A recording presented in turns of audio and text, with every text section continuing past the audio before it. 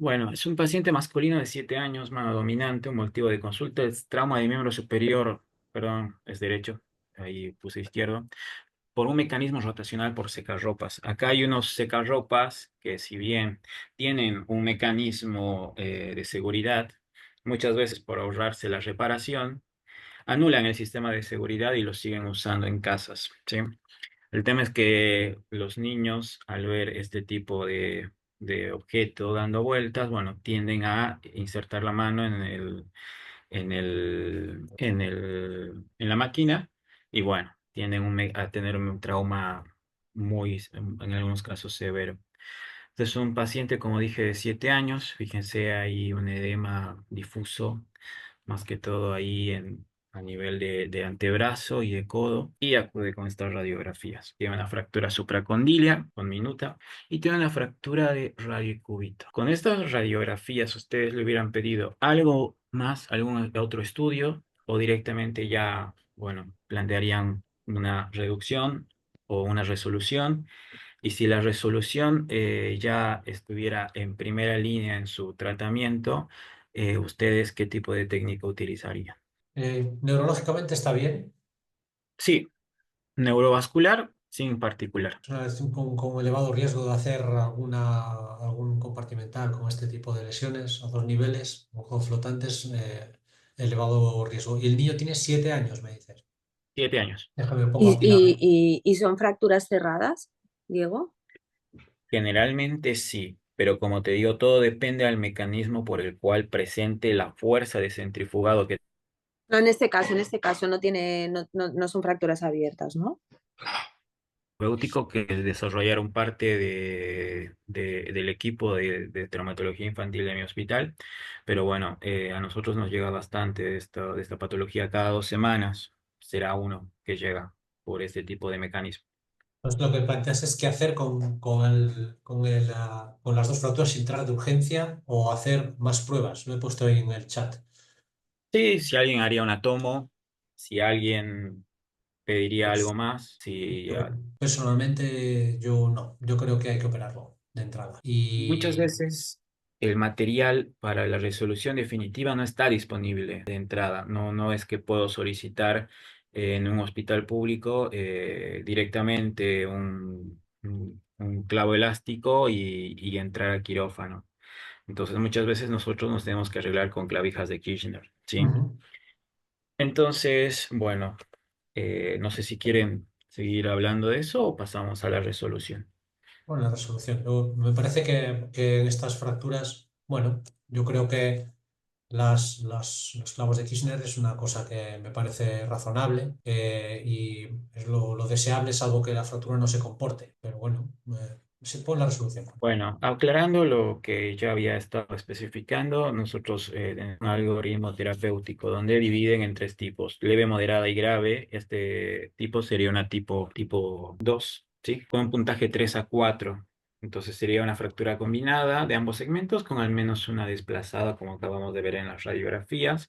Tuvo un periodo de hospitalización según el algoritmo. Estas imágenes es el mismo trauma, ¿sí? El mismo mecanismo, como preguntaba Marta. Hay fracturas expuestas, pero también hay amputaciones traumáticas por este mecanismo, por esta maquinaria, ¿sí? De secarropas. Entonces, esta es una paciente que nos llegó también en estas condiciones, ¿sí? Lamentablemente, por la tracción y por el gran daño que tenía en las partes blandas, no se pudo realizar el reimplante. Se hizo, obviamente, el reimplante, pero no tuvo éxito. Entonces no tuvo de otra que remodelar el muñón. Bueno, entonces en la tipo 2, como tenemos fractura de ambos segmentos, como el codo flotante que acabamos de ver, realizamos una reducción bajo anestesia y una osteodesis. Primero el húmero y luego el antebrazo. En este caso, bueno, se utilizaron clavijas o TENS. Y en el tipo 3, bueno, según el compartimental, se hace una fasciotomía o si es una amputación traumática, el reimplante. Bueno, sin ir lejos, bueno, primero acá empezamos por el antebrazo. ¿sí? Para tener un poco más de palanca para tener la reducción de la fractura supracondilia. Y bueno, tenemos estos resultados. No son,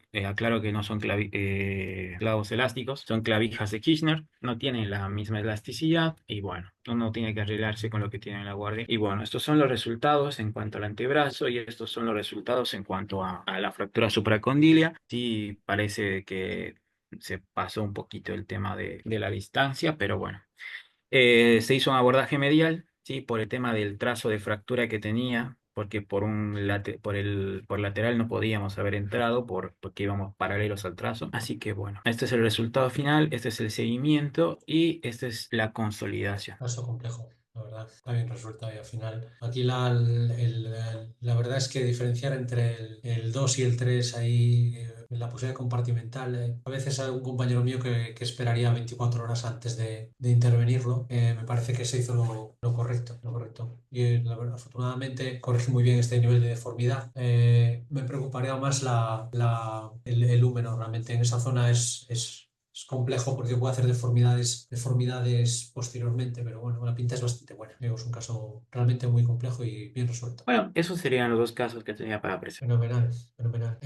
¿Quién ha tenido que abrir un compartimental por un antebrazo? El tema es de que hicimos una fractura expuesta de antebrazo y muchas veces el anestesiólogo le realiza un bloqueo, ¿sí? Ujú. El tema es que al realizar el bloqueo y bueno, al tener todo el miembro, bueno, anestesiado, inició con los síntomas del compartimental, pero al no tener el dolor característico y todo lo demás, no, nadie se percató de eso. Entonces, bueno, al revisarlo, porque todas las fracturas estas las revisamos a las 6 horas, bueno, o sea, advertimos de la presencia de un posible compartimental y bueno, entró una fasciotomía y bueno, hicimos un abordaje de Henry. Me llamó la atención cómo planteabas inicialmente lo de manejar la. Oh, no, no. Generalmente vemos por guardia unas 3 supracondilias, 2 supracondilias, y todas se resuelven de forma percutánea. Pocas son las que abrimos, y con 2 clavijas o máximo se agrega una por medial, sí, sí, por un abordaje medial, pero generalmente no abordamos. La vez que nos tocó explorar una fractura supracondilia, bueno, lo hicimos por un abordaje anterior, pero nada más. Diego, he entendido que hacéis abordaje medial para cuando veis las supracondylias. Sí, para colocar las clavijas cruzadas, Vale. cuando nos falte estabilidad.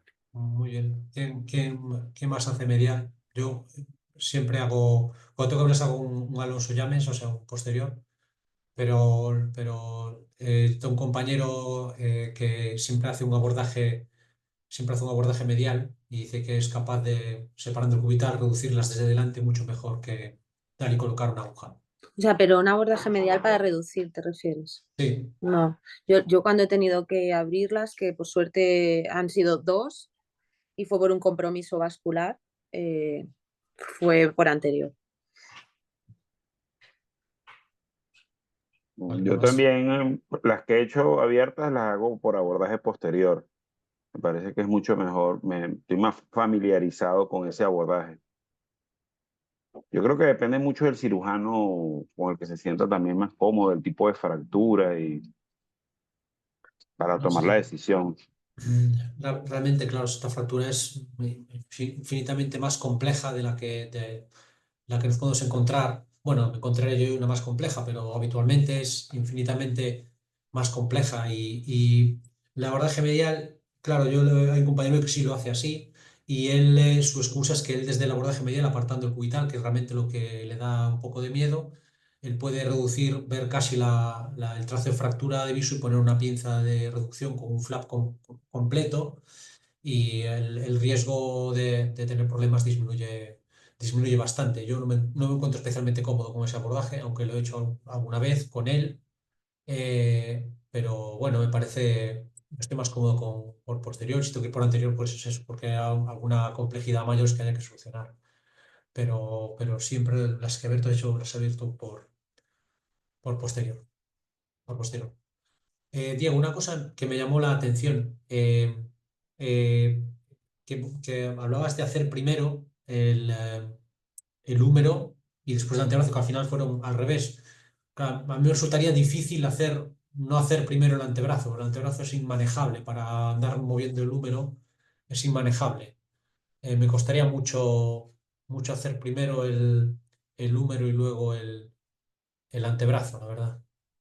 Sí, sí, por eso mismo yo igual vi eso y necesitaba la estabilidad del antebrazo como para ya manejar el húmero un poco con más libertad. Y el tema sí es un poco Aquí Fernando Dávila pregunta en el chat, la ¿quién curvatura recomendaría y todo. esperar 24 horas para intervenirlo o fasciotomía profiláctica al sintetizar? De los que vimos, de así, trauma por secarropa rotacional, hemos tenido desde la fractura metacarpiano, antebrazo, supracondilia, húmero proximal y clavícula, que asombrosamente no tenía lesión de plexo, pero con ese trauma tampoco hizo un compartimental, o sea, dentro de estas lesiones no nos llegó, no vimos, por lo menos yo no vi un compartimental de ese tipo de lesiones. Más he tenido que ingresar fracturas supracondíleas, Garland 4, pero en un grado ya de edema que al realizar la reducción bajó completamente. O sea, en este tipo de fracturas generalmente nosotros no esperamos eso, sino de que cuando ingresa ya vemos el edema, vimos el signo de Kirminson, el del hoyuelo y todo lo demás, como para, bueno, darnos cuenta de que sí está pasando algo considerable y, bueno, tratar de reducirlo lo más antes posible y fijarlo, ¿sí? No, generalmente de eso es lo que hacemos. Yo me parece que no, realmente, aunque un compañero que promulgaba es esperar, yo creo que no se beneficiará de esperar esta, esta cirugía. Creo que hay que solucionarlo cuanto antes para disminuir la posibilidad de que el edema aumente, poner la situación lo más anatómica posible, con la menor agresión posible, que eso es también muy difícil, pero no creo que esperar 24 horas aporte mucho. Otra cosa es que nos planteemos, si está muy falta, hacer una fasciotomía profiláctica como dice aquí Fernando, que me parece que si hay dudas de que lo tenga, me parece que prefiero pasar de precavido que de listo y creo que hay que realizarla. Si tienes dudas de que tenga un compartimental, es que probablemente lo tenga. Entonces, yo creo que sí de entrada y sí la fasciotomía profiláctica ante la duda.